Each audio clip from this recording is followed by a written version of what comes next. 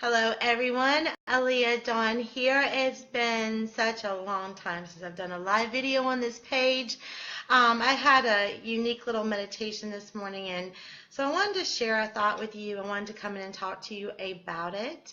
I'm going to give Facebook just a few minutes to sort of let everybody know and connect with everybody that we are on a live video.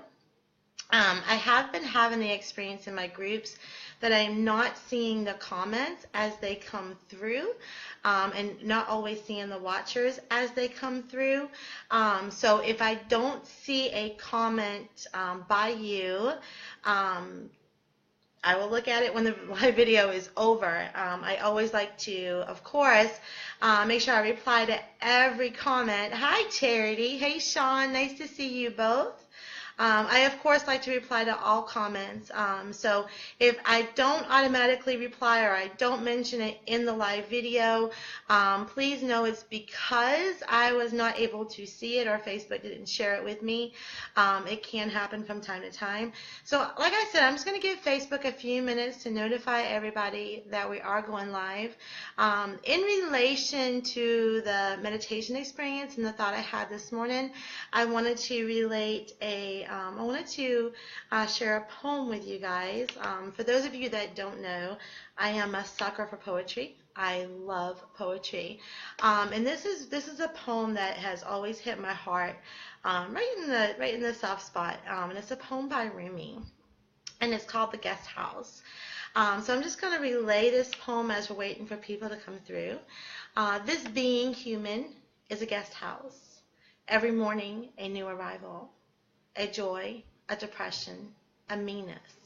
Some momentary awareness comes as an unexpected visitor. Welcome and entertain them all, even if they're a crowd of sorrows who violently sweep your house, empty of its furniture. Still treat each guest honorably. He may be clearing you out for some new delight. The dark thought, the shame, the malice. Meet them at the door laughing and invite them in. Be grateful for whoever comes, because each has been sent as a guide from beyond. That is called The Guest House. Again, it's by Rumi, and I think it relates to what we're talking about here. Yeah, they need to bring back deaf poetry. Maybe you could bring it back, Charity. Maybe you could bring it back in some unique form or another. If you're here, please give me a shout out. Tell me hello. This morning, I was moving into a meditation, and I was asking for some guidance. So I had asked for the guidance from my guides as I was entering meditation. I heard, you are not the totality of your experiences. The totality of your experience are because of you. And I have been in, we'll just call it a period of concentration in my own experiences. I have been sort of surrendering myself to them. And when I heard this, I realized that I had been defining myself around the experiences I have gone through.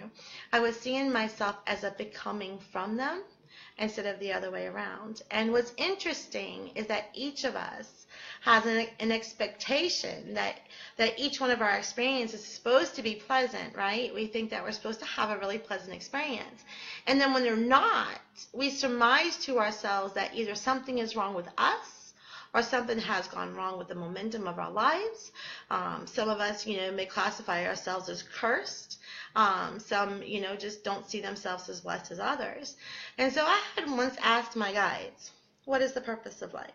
Right? It's the age-old question. I mean, monks and sages and clergymen and women have been searching for the answers for lifetimes. And here I am posing the question.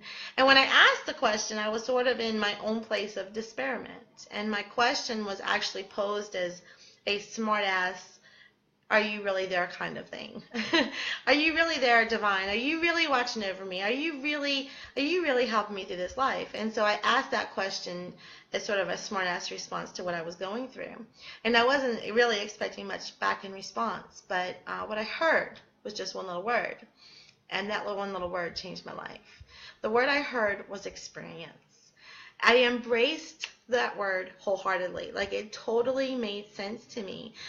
It told me we weren't here to fulfill a certain purpose or to right or wrong or to learn a lesson. We were here to embrace the human experience because in our natural state of spiritual selves, we do not have them. The problem arises when we begin to define the experiences as good or bad. That's the human ego condition. It's not the spiritual one. So we may tell ourselves that we are in a transition from an experience that we label as not so good. But the truth is that we are always in transition. I can't tell you how many times I said, well, I must be in transition. We are always in transition through our happiest of experiences and through our saddest experiences because life keeps moving.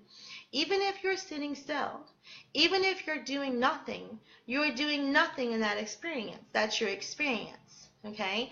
And every moment is a new experience that brings you to the next moment of experience. These experiences we have are momentums forward, either positive or negative. The experiences are bringing us emotions, it's bringing us memories, they're even bringing us knowledge, which is why I think we often get caught up in we're here to learn a lesson. We're not. We're here to have the experience. We may gain knowledge by it, but we're not here to learn anything. We're just here to experience. They are the momentum. All of these things are the momentum. And so if we stop labeling who we are by the experiences, we can clarify the experiences as a method of momentum and clarity to bring us to having better experiences. The law of attraction and the law of polarity are very deep-seated in these moments. The law of polarity says that for every single thing, there is its opposite. So if we are experiencing what we label as a negative moment, we must know that there is an opposite moment to experience. So no whatever negative moment that is, there's got to be a positive moment to experience. And you probably either have had the positive experience, and that's why you realize you're having a negative experience, or you may really truly desire the positive experience, and you feel you're caught up in the negative experience.